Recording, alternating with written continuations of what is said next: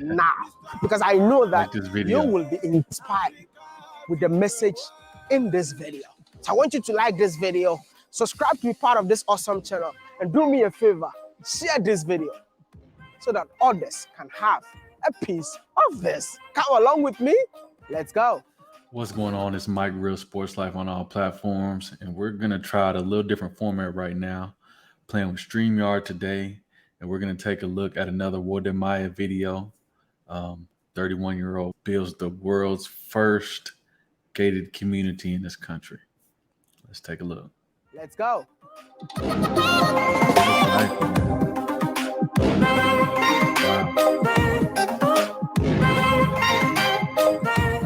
My brother. Just to put this into perspective, I'm a realtor here in the U.S. and if this is maybe 4 condos or something per building, I mean, you're looking at easily $500,000 per space. Easily. And this is beautiful that he's building this in his home country for his people. You've done something that the whole world think it's impossible to do it in Burundi. You've done something that I believe that even Burundians think that it's impossible. That's right. How does that make you feel? Oh man, it makes me feel like I'm a champion, and it makes me feel so humble just because I wanted to prove to the world that Burundians, they are just amazing. And Burundi is capable of doing anything. This is the first gated community in Burundi. Yes. How did you come up with such a concept? Thank you, man. Thank you. I've got a long story, but just to cut it short, it was only in 2015 when I went to a country called East Timor. And I was doing so amazingly in Australia because I'm a diaspora from Australia. I've been there for more than 15 years. And I remember I was going to perform because I'm a musician.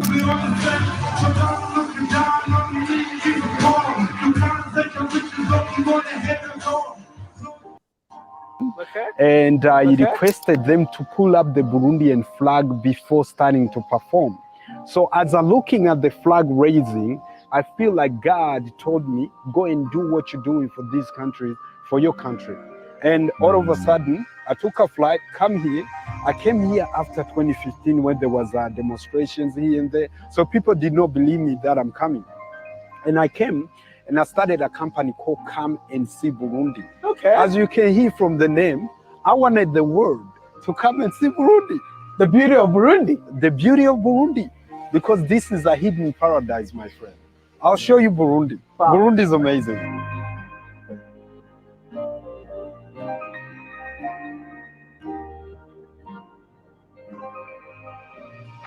When I came to that time, it was a revelation that Burundi needs to be built by Burundians, no one else. And then I came up with these ideas. I started, thinking to develop a village, a gated community without having any plot, no knowing where, but in Burundi, And then I started meeting people, telling them I have this dream, I want to do this, it's gonna help the country. And they went like, this young man is mad, They told you that you're mad? Oh yes, seriously. I even wanted to do it in Gitega, which is another city.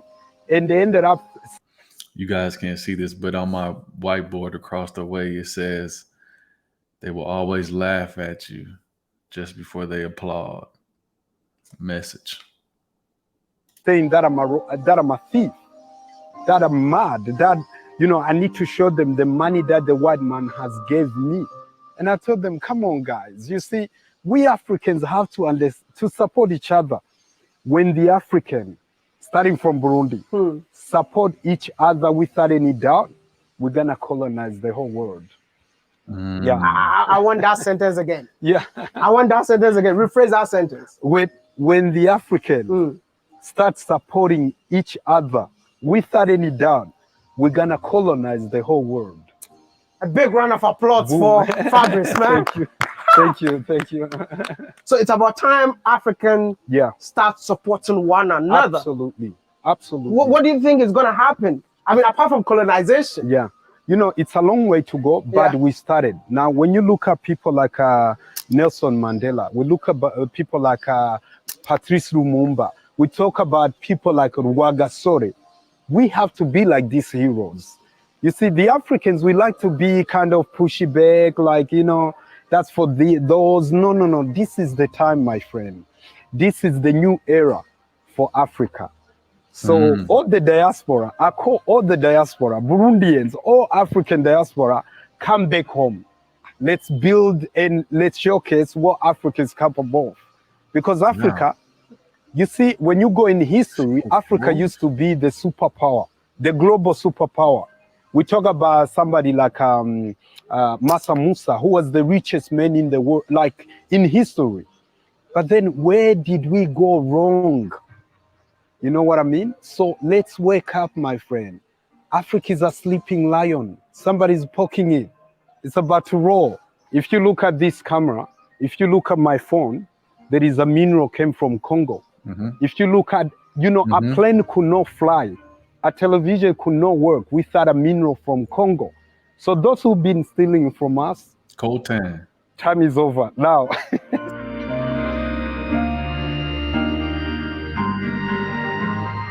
And Wode Maya might have, you know, cut pieces of that part out of his video, but that mineral is called coltan.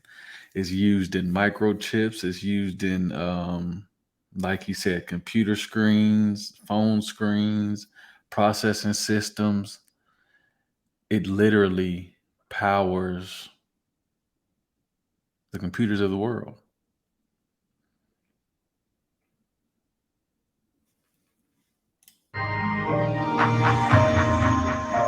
The African, let's unite and let's go colonize the other side of the world. You see what I mean? Because we had a great leader whose name Muammar Gaddafi. Yeah. This man has a great dream. Yeah. He had a great dream that he wanted Africa to unite. Now, I want you to imagine, I want the African. For the people who are unaware, Muammar Gaddafi's dream that he's talking about was for Africa to unite its countries and create a singular currency that is based off of the natural minerals of the land. So that coltan that powers the computer I'm using right now would be one of the minerals that that currency was based off of. Now ask yourself, what would that disrupt? To imagine United States of Africa, one army. One army, one currency. Boom. One people. No, we're actually the same people, Yeah. but you travel across Africa and realize that we're just same people that were divided by our colonizers. Yes. But anyway, Yeah. I want us to go back a little bit. Yes. You moved from Australia Yes. back to Burundi. Yes. Were you born here? Yes. Correct. Did you grow up here? Yes. And at what point did you leave this country then? Thank you. Now, Burundi had been recolonized by the Belgians after the Germans. And they're the one who started, you know, bringing all these theories, the Hutus and Tutsis, just nonsense. Now, Burundi has been having a civil war for quite a while, and I was born during the civil war. So in 1993 here, the civil war broke out, and I was only 1 year old. So my family and I, we fled to Rwanda refugee camp. And when we go to Rwanda, everybody knows the story of Rwanda in 1994. Yeah. The genocide, which actually described it as a Holocaust, you know. And then what it is that we had to flee again from a refugee camp in Rwanda, fleeing to Burundi where everything we had been destroyed. So we came here and we started from zero. So I always say is I've seen my parents coming from being zero to being my heroes. And when I was, 8 years old, unfortunately, all my parents died. So I grew up as an orphan. Now I became miserable. I became zero. I literally had no vision because I'm the last child in my family. So my other siblings here, they get married when they're young. So there wasn't anybody who can hold my hand, you know. So it became a misery. It became crazy. But then I stayed up, and I do thank my sisters because they helped me to stay at school. And you know, I became a street boy. I give up school. It was so crazy. I got to the point of sniffing petrol. What? Yeah, sniffing petrol. So that means literally. Let's don't stop there. Yeah. Did you smoke some ganja? Did you smoke some ganja? I tell you what, it was terrible. It was And terrible. how old were you? I was only 8, transferring to 9. Yeah. So what it is that after that, my sister, who was in a refugee camp, came here to visit in Tanzania because after fleeing from Rwanda, my older sister couldn't come back to Burundi, so she fled to Tanzania refugee camp. So when she heard that I became an orphan, she requested, she demanded my other sibling to send me to Tanzania refugee camp that we might get, you know, visas. We might go to somewhere protected. So I went to Tanzania refugee camp, and I thought it was gonna be great, but it ended up being terrible. In a Tanzania refugee camp, it was hell. There wasn't food. You know, the UN used to bring us food for thinking that it would last us for 2 weeks, but it would only last us for 1 week. So for the rest of the time, we had to go and work for the locals. And the schooling system was really poor. You know, you would end up marching at school for more than 50 minutes by foot, you know, and there's no electricity. There is no dreams. You don't wake up thinking that I'm going to job and think about witchcraft. And because most of the people who fled has been suffered from this mechanism of ethnicity separation, so the hate was so severe in there. It was so great, you know. So I've been there 1 year, but it was the terrible time of my life. Wow. You know, and God does great. We got interviewed by a country we never knew anything about. We got interviewed by Australia, and they accepted us. And let me tell you something.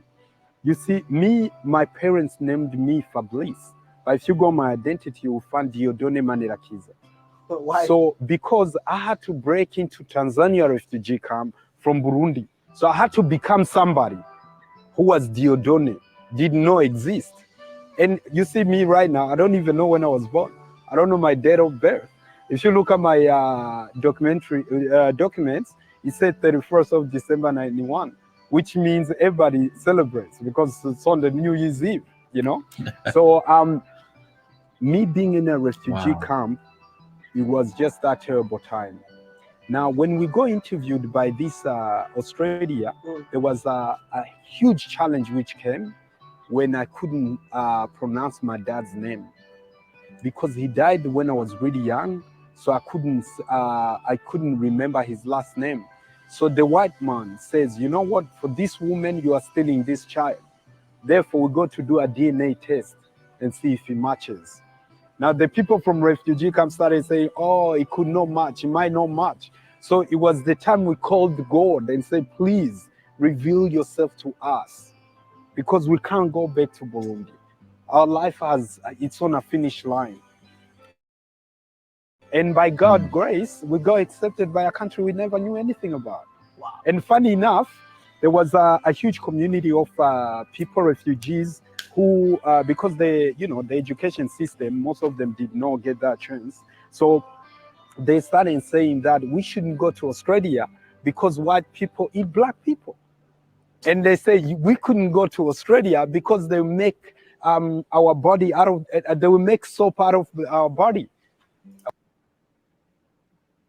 You ain't lying. Or we might end up washing white people's dogs. And we say, you know what, we would rather be killed by a stranger than our brothers and sisters. Wow. So we took that risk. Wow. And we went to Australia.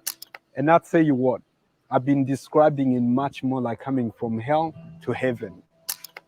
The life in Australia has been so good. We got a good education, development.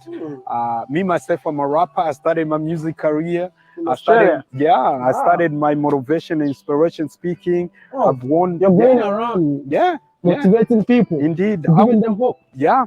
I've been first Burundian who done TEDx talk. So which became Secession. Wow. I've won so many awards, but then it was just that call, man. Like, I'm doing all this amazing thing for this way developed the country.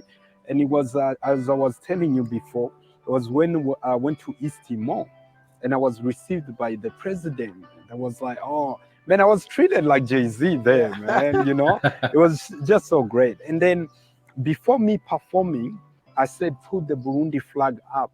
And as I was looking at it being raised, there was an angel of God telling me, what are you doing here, son? Go to Burundi. Go and develop my country. That's how I ended up coming to Burundi. And my dream for Burundi is to transform Burundi, to become a utopia, to become a world secessional country, to become on the top. That's an amazing start. I'll give you an example. This is CSBU village. He holds a value of 10 billion Burundian money, which is about $5 million. There is no white man money here. There is no Western idea here. This is me thinking. This is me drawing structures and strategies. This is me telling Burundians we can. If you don't believe that, let me prove it. I like this guy.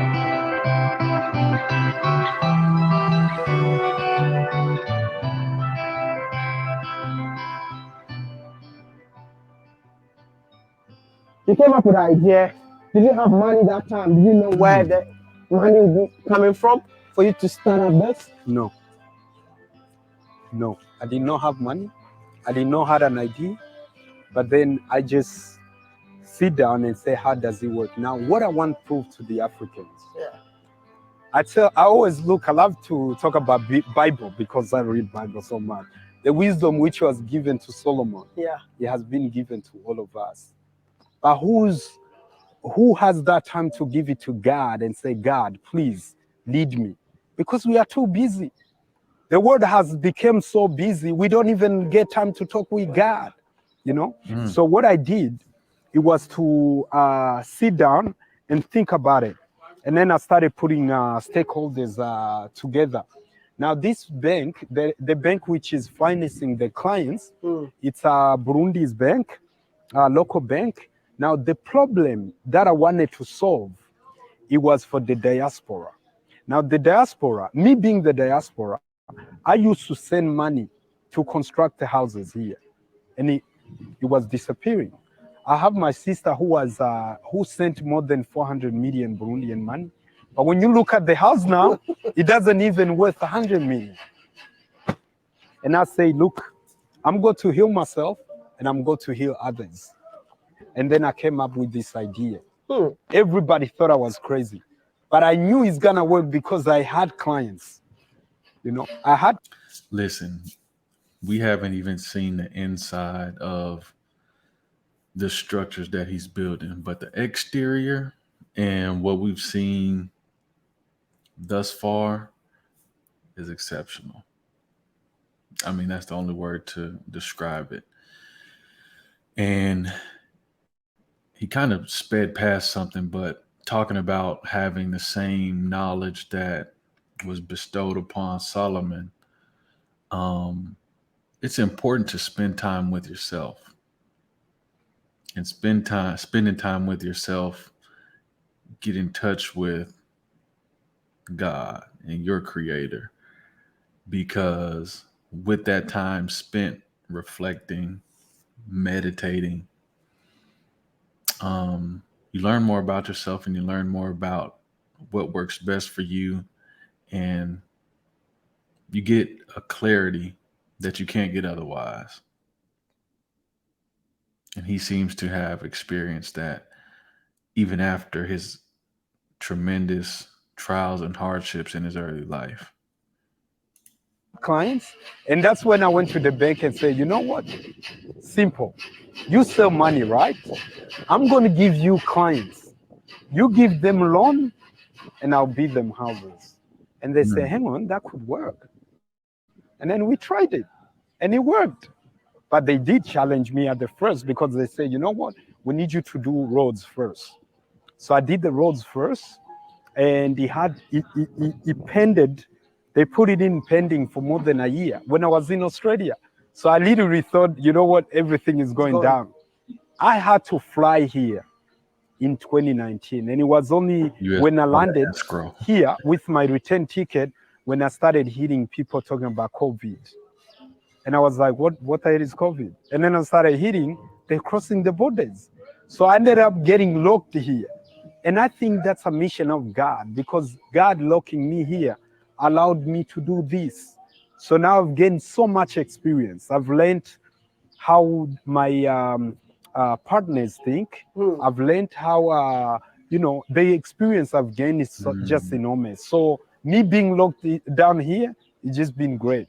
So what I help with my clients, if you have plot, I build for you. And if you have money, you bring money, I build for you. If you don't have money, I'll take you to bank, and then they'll give you money. When they know that it's me building, it will be easy for you to get processed. So I tell everyone, come and see Burundi, come invest in Burundi, come and build in Burundi. Can I see one of the rooms? Absolutely. Thank you. Yeah. Here we go. Yeah, that's crazy. That's crazy. Look at these houses in world poorest country. No way. Whoa. LeBron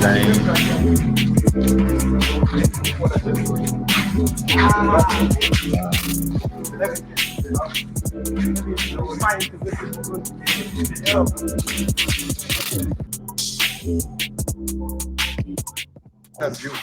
Wow. He's a Burundian, lives in America, and he was about to invest outside. I told him, look, Burundi is the place.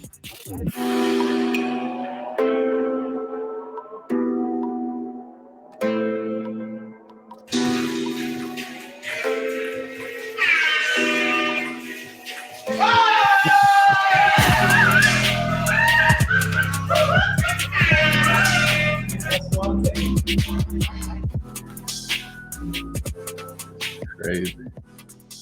I'm so glad you came back to Burundi to support another brother's business, which is something commendable. Yeah, but I just want to know, you live in America. Why do you want to invest back home? Okay.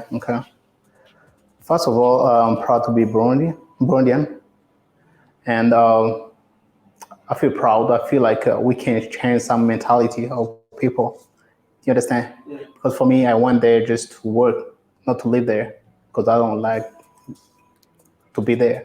So that's why I decided to invest. Exactly. Back here. But some of us, when we go, we don't want to come back. We've not met anyone like that who went abroad and be like, hey, I give up on Burundi, I'm never going back. To go outside, I think there's a reason, two reasons to make people going there. There is some people who went there just to live there because they don't know, or they don't want to live in their original country. And then others who just went there just to find opportunities, because there is a job over there. But they know, like, no matter how long I'm going to stay there, I have to come back to invest back home. And that's why I want to say thank you so much for coming back. Okay. We're so glad that you brought American dollars to support Burundi, and I appreciate you. And on behalf of Fabrice, thank you. Yeah. And there's a message there, man. A lot of countries do business in other countries and bring it back to their home country. I guess a better way to say that is a lot of countrymen go abroad to work and then bring the resources back to their homeland to develop that, because that's where their roots are. So what he did and is actively doing is commendable.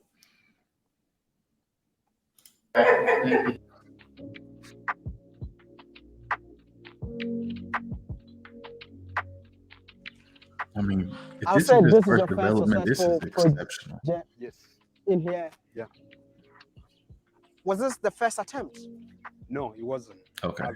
I've tried more than one and it failed. How? The first one I tried was in a place called Nyabugete, and the place wasn't so pleasing for me because I was trying to get it off the government. And we went to Gitega, where I was received by the government, and they showed me the plot. We invested so much in it, and it couldn't. They ended up saying I'm there to steal people's money. So they kicked me out. Wow. So the plot belonged to the bank, which I had a partnership with, and I told them, look, if the Gitega doesn't want it, why not start here? And they said, let's do it. So that's how we ended up coming here. So this was my third attempt. And Thank God the bank did not kick you out here. Yeah. You need to take that lesson.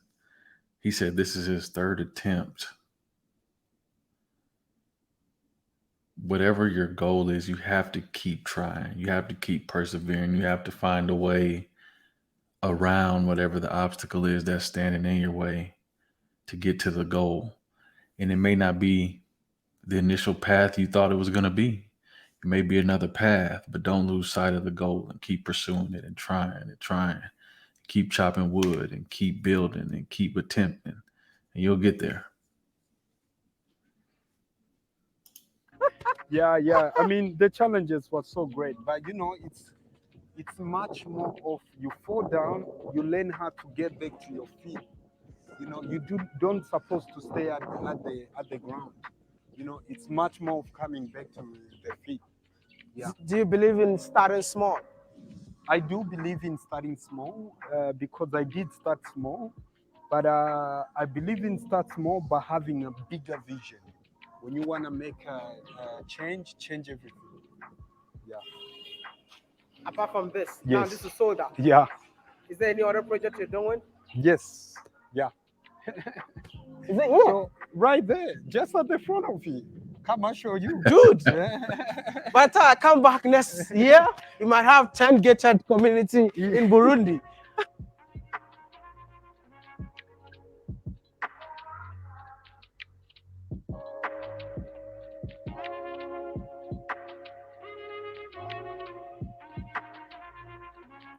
All those people he's employing. This is my second project, which I call the second phase, and we are developing the first Burundi's townhouses. So we are doing about 18 townhouses, and this is in our fourth week. And guess what? Already sold out. Already sold out. How many people have you employed? So right now we use about 300 people a day, and on our most popular days we employ more than 500 people a day. So by the end of the project, we might ended up providing more than 100,000 employment. At the end of the day, this project is built by Burundians. Yes, Led by a Burundian. Burundian. Financed by Burundians. Yeah. You're an inspiration, man. Thank you. And thank you very much. See, coming in here makes me want to cry though. But I don't know how. No, don't cry. No, but I don't know how you feel because, see, I mean, imagine if there's no project like this, where will all these people be working at?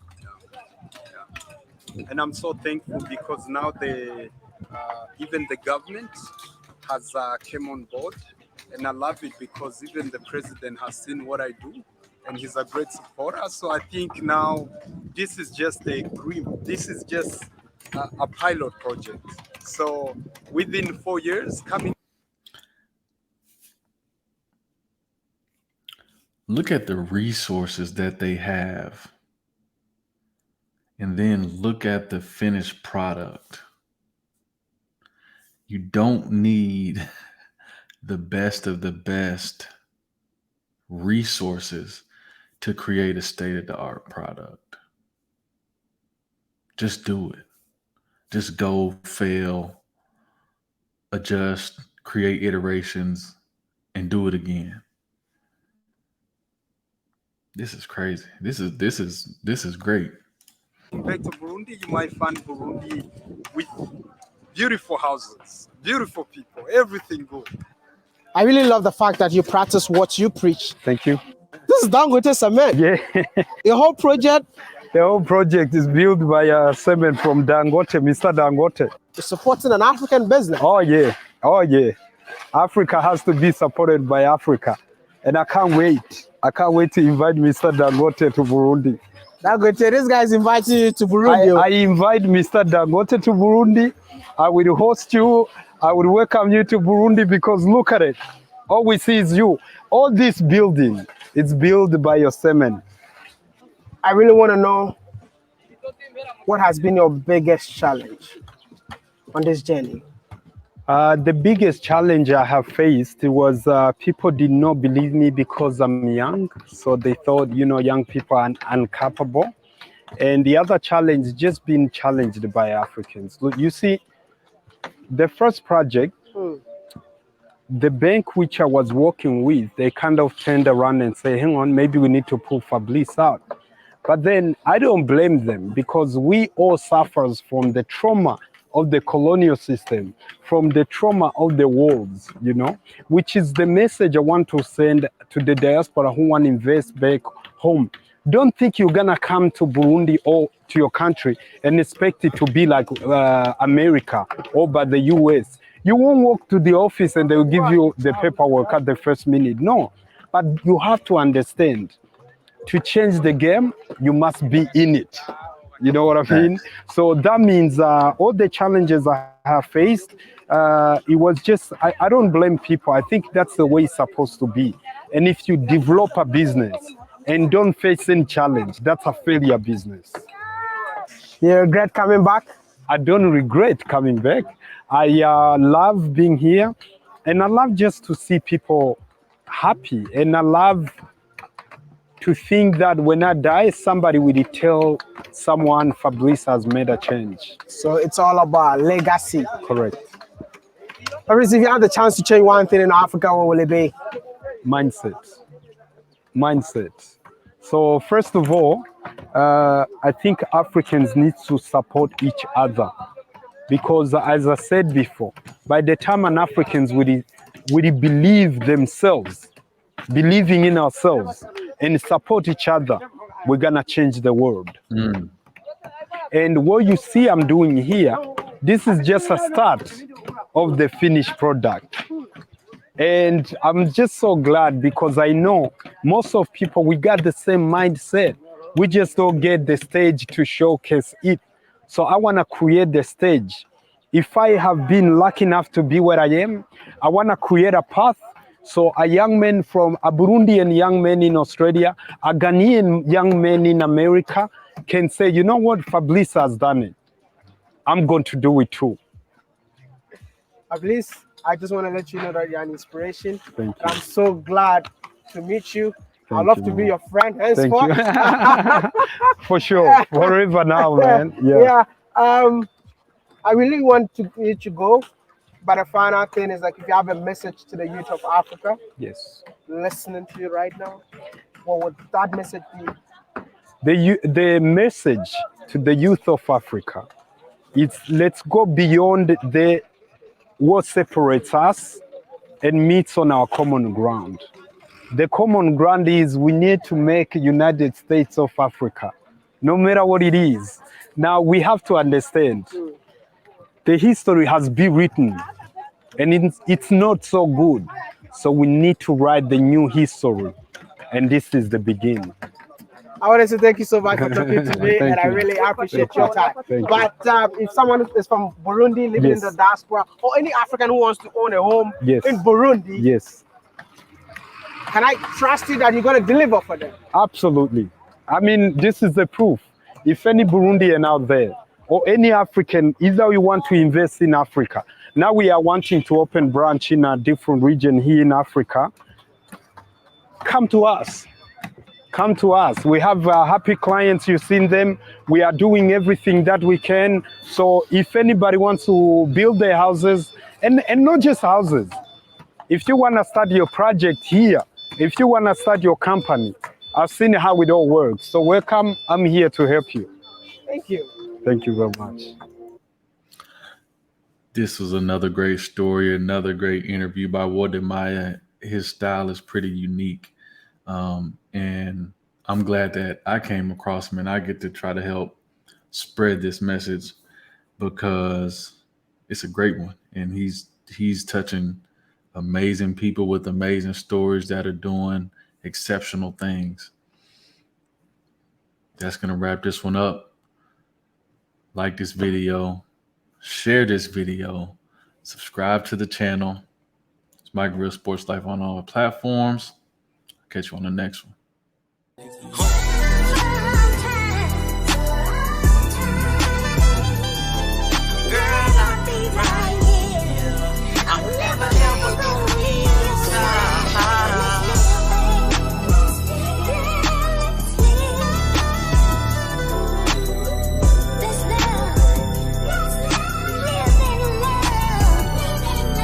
Look.